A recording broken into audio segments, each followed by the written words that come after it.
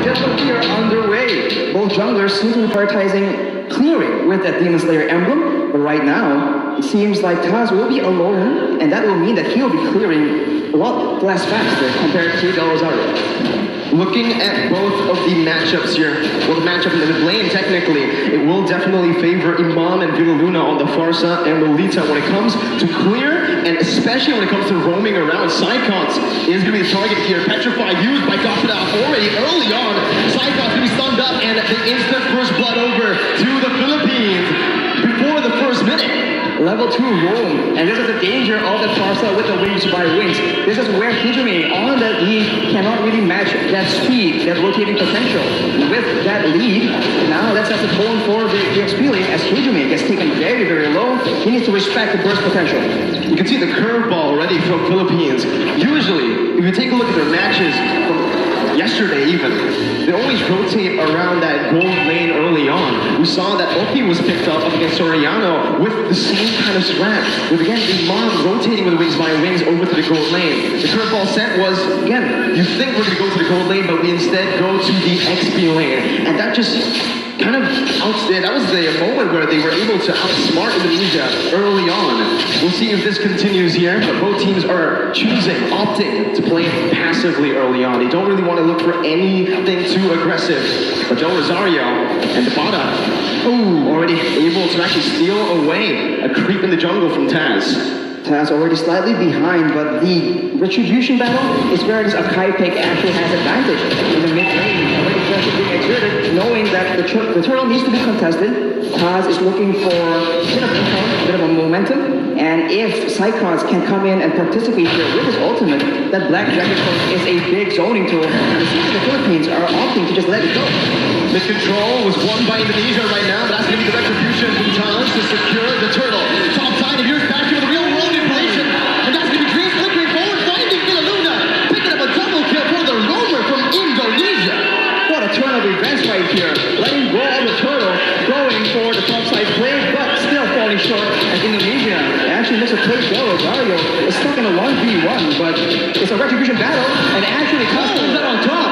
Without the retribution, Taz plays it really well with that heavy spin. He was trying to buy time to get that retribution cooldown back, but he didn't even need it. He was able to steal it away. Now, 2 minutes in, Arashi, again, we need to talk about that. Indonesia opted to play around the turtle, getting the turtle onto their hands. Philippines, they opted to rotate, maybe even trade in the gold lane, but they weren't able to find any kills. It's because they don't have all the combos, but look at here, Taz getting burst down. Gonna be taken down here by the damage from Imam. Del Rosario tanking a whole lot. Pops that Appraiser's Wrath as Dreams is gonna be stunned up. They're looking for more right now. Dreams gonna be collapsed on as Tapata rotates as well. It's that ultimate bonding experience already in the 3rd minute. They're grouping up. And it's that speed that the Philippines can use to outmaneuver Indonesia. When the going gets tough and the combos come in from Indonesia, the Filipinos have speed in their hands and they're using it again in the top side. But fortunately, brands will not be targeted just yet. The wave, as you can see, is what is important here. If the Filipinos can use this wave pressure to actually roam around faster, it doesn't even matter if the Indonesians have superior engage. I mean, you can take a look at the gold here. The fact that Indonesia were able to find that turtle, able to find a few kills, but still are equal in gold against Philippines shows that the Philippines have just been laning super well. And you can see in the XP lane with just a slight lead early on, the Pada has just been able to rotate, has been more active across the map, providing so much pressure for his team. That's why it's so interesting, man. Contrasting team compositions, yet coming out even due to the execution, due to the strategy being applied in this early game right here. And now with the turtle spawning up, both teams going Iron Hook Lands though. On to Villa Luna, who's going to be bursted down, but a Venice Rage. Psychons now coming in with a fly on to 2 members, stunning them up. But there's no further follow-up. It's the turtle traded in for a kill, 1 for 1. And it's going to be very difficult for the Indonesians to catch Imam. He does have the Purify that saved his life in the engagement. Dreams is zoning Soriano away though, but the backup is coming down through. The Indonesians will be able to pick up the turret, but it does seem that the Philippines will not be able to find any compensation.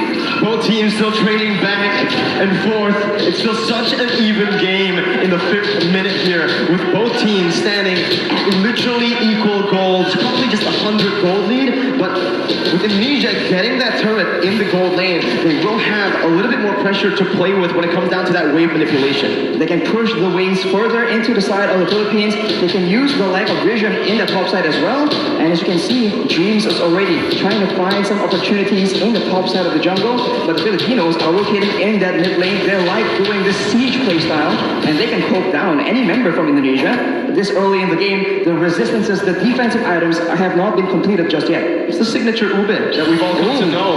Villa Luna, though, going aggressively onto Dreams, going to be stunned up, suppressed by Bloody Fun as Villa Luna will fall here in the 5th minute. Indonesia using this Franco really well, looking for another pick towards Imam or Depada. But it seems like it's just the battle for that mid-control. And if this continues, the Filipinos will not have a member tanky enough to just serve as the scouting tool. Right here, the Philippines are still trying to clear the waves, look for the big pickoff, but if the Indonesians keep getting the upper hand like this, it's going to be very difficult for them to even get that vision necessary for them to set up those ambushes. You know, I think Indonesia have been responding to the rotations from Philippines with a lot of class right here. You know, with Indonesia again, utilizing Hijune to actually lane alone in the mid lane. Just having Dreams to support him in the back. But the mid control will definitely be held down by the Philippines here with a clear. Now both teams rotating over to the Turtle. 6 minutes in, Del Rosario with Philippines looking for it. Taz goes in for the heavy spin, but only stunned up. Dreams now in the back. Not going to be able to find anything, but it's going to be Cyclops who finds the Petrify. It's another Petrify for the bottom. Now in a 1v5, it's Cyclops who's going to be taken down. Both the XP laners falling down. Del Rosario going to be there.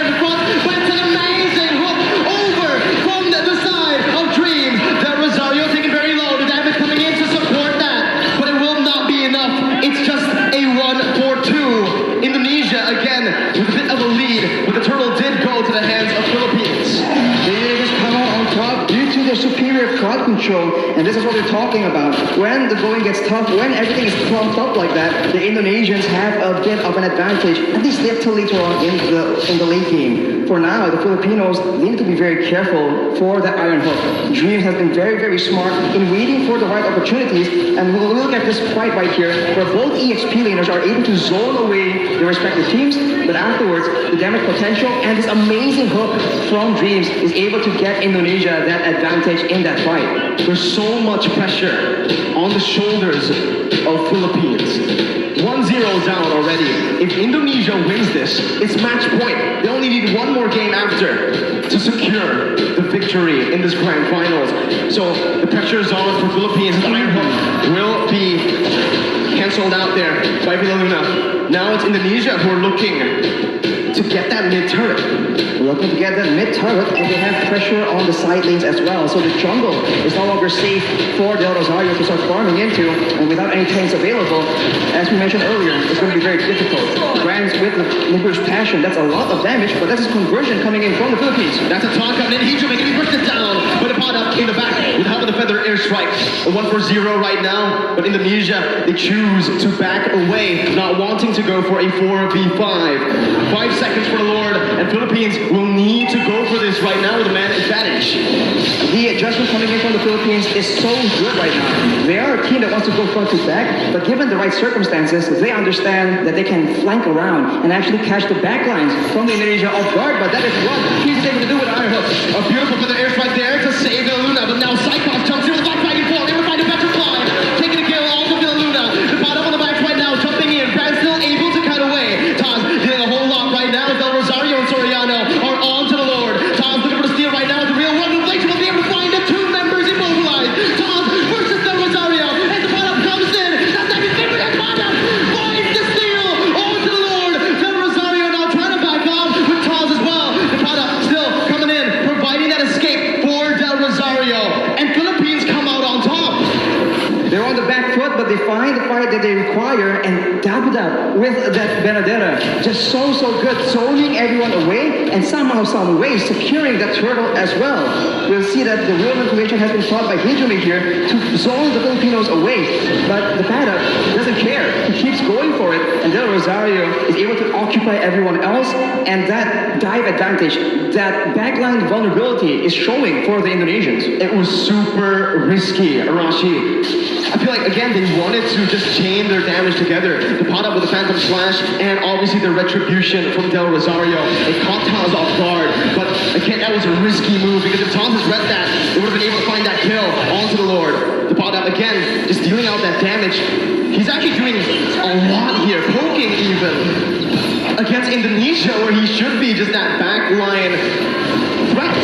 he is able to literally burst down brands to half HP in the beginning of every fight. And when you're that low against a Farsa, against a Leslie, it makes it very difficult for you to have any impact at all in these big team fights. And look at that, one bolt from the feather airstrike is able to chunk Hijumi down to half HP. That is what the Indonesians are dealing with right now. And in contrast, Hijumi has finished his glowing one, so the poke game, the DPS is higher, but if the Filipinos can get the burst early on, it won't matter. The tides have turned. Now it's Philippines with the lead. More pressure to play with around that mid lane as well with the tier 1 taken down. Indonesia are going to find it extremely hard to actually contest for this mid control.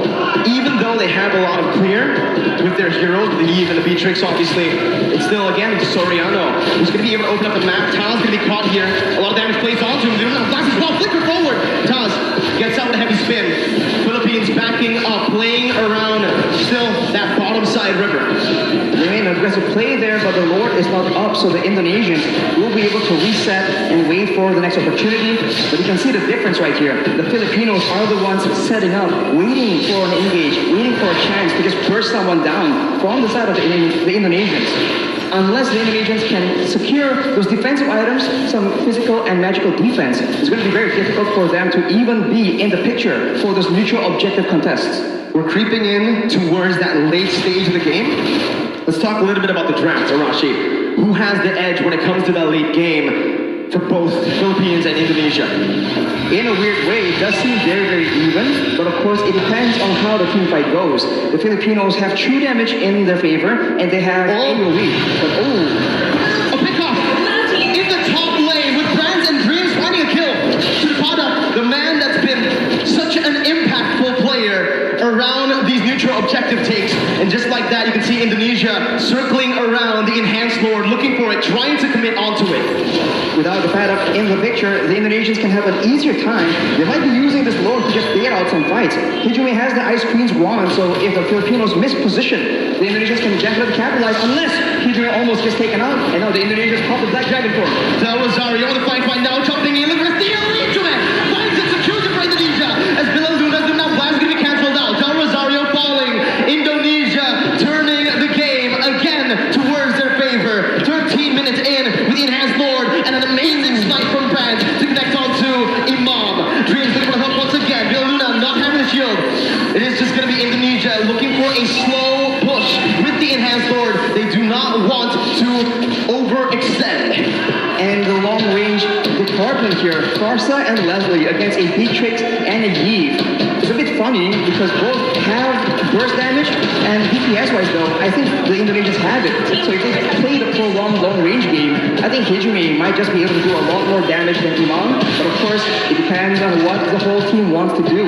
With the Lord approaching now, with the towers falling down consistently for the Indonesians, they're waiting for an opportunity, and this is where the Filipinos have a chance to go for that massive engage and try and turn things around. Top lane, that's the Enhanced Lord marching down with the mid lane as well, coming in. Indonesia looking for that three-way push. Dreams, look at the flanks right there, looking for a pickoff.